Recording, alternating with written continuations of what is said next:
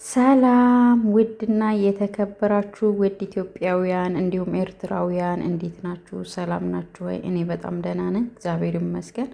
እናንተም በያላችሁበት የክርስቶስ ሰላም ይብዛላችሁ። ውድ ተመልካቾቼ እንዲሁም ሙስሊም ወገኖቼ ሰላም ብያለሁኝ። ሁላችሁም ሰብስክራይብ፣ ላይክ እያደረጋችሁ አበረታቱኝ እስኪ እና ውድ ቤተሰቦቼ ያው ይሄን ፈጣይር ይዤ ነው የመጣሁት ዛሬ። ፍጡር ትራፊ ነው ማለት ነው፣ ትኩስ ሳይሆን ያደረ ነው እና ጥያቄ ፈጥሮብኝ ነው ለምንድን ነው ብዬ በተለይ የሙስሊም ወገኖቼ ብቻም ሳይሆን ቤት ውስጥ የምንሰራ ልጆች ሁላችንም እስኪ እንደኔ የተገረማችሁ ካላችሁ ብትመልሱልኝ ምንድን ነው ሰበቡ የሚለው ነው ማለት ነው። ምንድን ነው ነገሩ? አሁን እንደምታውቁት እንግዲህ ረመዳን ነው። ረመዳን የስራ ሰዓት ነው። በጣም ከባድ ነው። ጾም ነው። ድካም አለው። እግዚአብሔር ይመስገን የእኛም ጾም የእነሱም ጾም አንድ ላይ መጾማችን ደስ ይላል። እግዚአብሔር ይመስገን በጣም ደስ የሚል ወራት ነው። ግን እንደዛም ሆኖ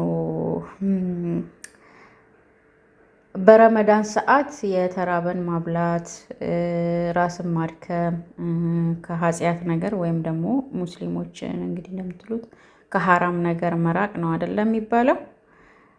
ግን አረቦች ደግሞ እኔ የሀገራችንን ሙስሊም አላልኩም፣ ግን አረቦች ደግሞ ምግብ ይደፋሉ። በዚህ ሰዓት ለተራበ ቢያበሉ ማለት በተቻለ አቅም ከሀራም ርቀው በዱዓ በመስገድ ምንድን ነው ያው በአጠቃላይ ዱዓ በማድረግ ነው አይደለ ይሄ ወራት የሚታወቀው። ትልቁ ወር የረመዳን ወር ይባላል እና እነዚህ ደግሞ ከመንደር የመጣ ምግብ ማለት ነው። ከመንደር የመጣ ምግብ አይበሉም። እኔ ስንት ቦታ ነው ያየሁት፣ ቀይሬም አይቻለሁኝ፣ እዚህ ቤትም እንደዛው ማለት ነው። እና ይሄን የምታዩት አሁን ከቤት ውጭ እየመጣ የጎረቤት ነው ማለት ነው። ለራሳቸውም ያደርሳሉ ወጥረው በቃ ታጥቀው፣ ጎረቤትም ደግሞ ወጥረው ታጥቀው ያመጣሉ። ግን ያንን ከጎረቤት የሚመጣው ምግብ አይበሉም። ይኸው እንደምታዩት ይጣላል ማለት ነው። አሁን ይሄ ዝም ብዬ የተወሰነ አመጣሁ እንጂ ሌላ ነገርም አለ።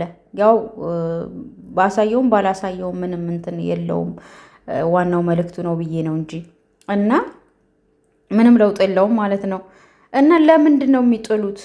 ለምንድን ነው የማይበሉት? ለምንድን ነው የሚደራረሱት? እኔ ግርም የሚለኝ ነገር እንደኔ እየተገረማችሁ ልጆች ማለት ነው።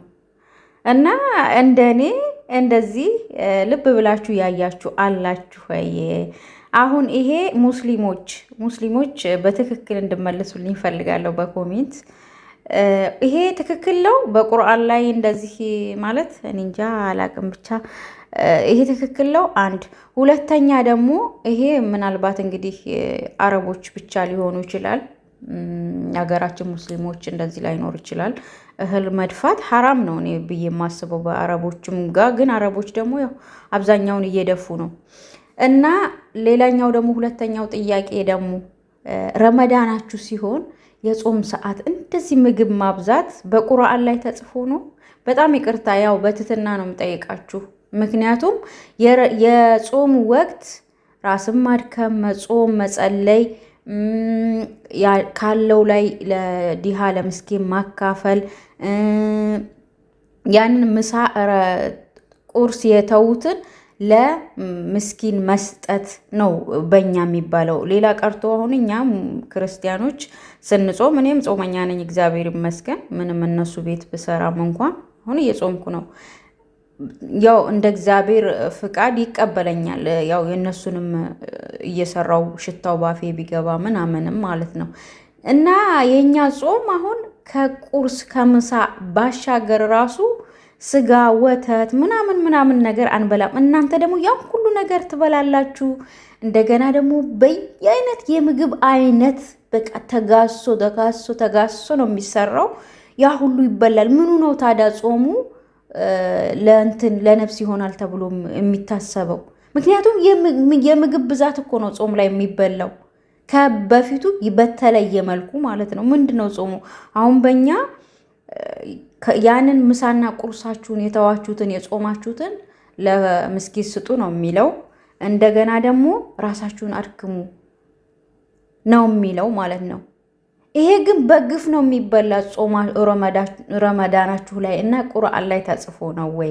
በጣም ይቅርታ ግን ለዚህ ጥያቄ ምናልባት ስሜታዊ ሆናችሁ እንዳትናደዱ። እኔ ያው ለማወቅ ስለፈለግኩ ነው። ምክንያቱም የአረቦች እንትን ገርሞኝ ነው። ያው አገራችንም ሙስሊም ቤተሰብ አሉን፣ ግን እንደዚህ ረመዳን ሲሆን ሄደን እንደዚህ ቀርበን የምናውቀው ነገር የለ። እኔ በበኩሌ የማውቀው ነገር የለኝም። ለዛ ነው ጥያቄ የሆነብኝ ማለት ነው። ቁርአን ላይ ተጽፎ ነው እንደዚህ በቃ በምድር ቀን ባዘቦት ቀን የማይበላ ነገር እንደዚህ በቃ ወገብ ታጥቆ በየአይነት ተሰርቶ የተለየ በቃ የተለየ ምግብ ቆንጆ ቆንጆ ምግብ ተሰርቶ የሚበላው ይሄን ረመዳን ወር እኛ አሁን ይሄን ጾም በሆነ ጊዜ በቃ ከምግብ እንቆጠባለን ማለት ነው።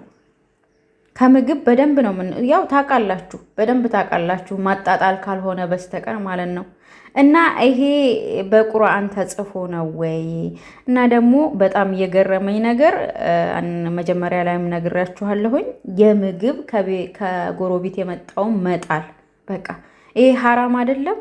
ያው አረቦችን መጠየቅ ስለፈራው ነው። በጣም ይቅርታ። እና ለማንኛውም ቪዲዮን ላይክ ሼር እያደረጋችሁ እስቲ አበረታቱኝ ወዶቼ።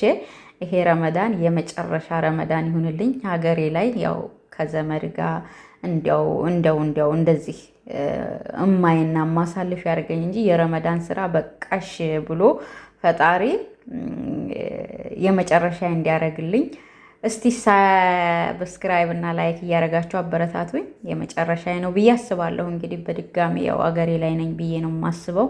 እንደ እግዚአብሔር ፍቃድና አበረታቱኝ። መልካምነት ለራስ ነው። መልካም ብትሰሩ መልካም ይከፈላችኋል ከፈጣሪ፣ ከሰው አይደለም መጠበቅ ያለባችሁ።